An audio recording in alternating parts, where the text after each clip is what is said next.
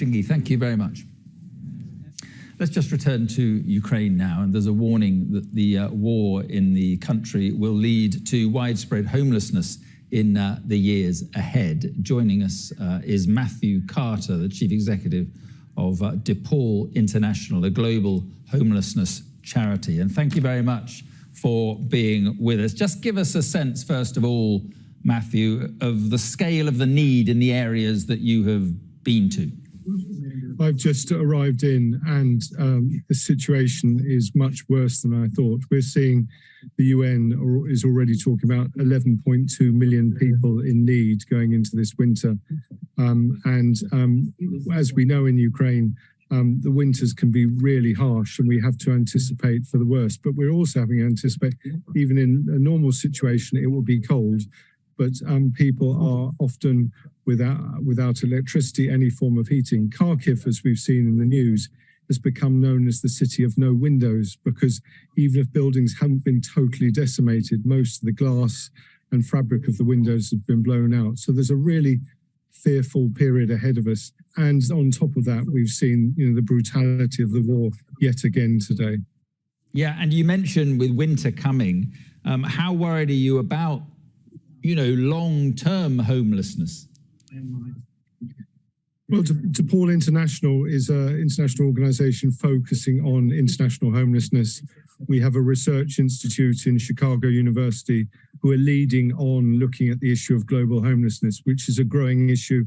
We've just gone into a joint piece of work with UN Habitat to look at, for the first time, doing a head count of what we see global homelessness being.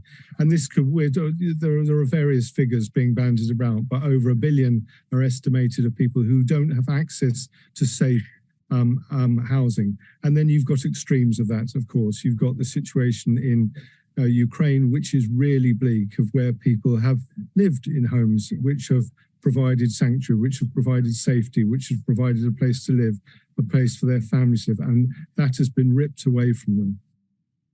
And in Ukraine, one assumes that, in these areas that have been badly hit by the war and by shelling and so forth, that many people will have left, or most of them will have left, but are many still living in some of these areas? Interesting enough, I was just talking to some of our Ukrainian staff. Depaul Ukraine is all run by Ukrainian staff. I said, what are the estimates of people who've actually left the country? The estimates are around 20%, 15 to 20%, which leaves 80% behind. Most of those who remained actually are the poorest of Ukraine. Ukraine wasn't a rich country. I mean, it's clearly got some people who are better off, but generally the levels of poverty are pretty high. We're also hearing stories that people want to return. This is their home. They don't necessarily want to live in another country. I visited the graphic scenes, as you remember, of Bucha and Mosham. I visited this morning, where we're providing assistance to the most vulnerable, people who have very little.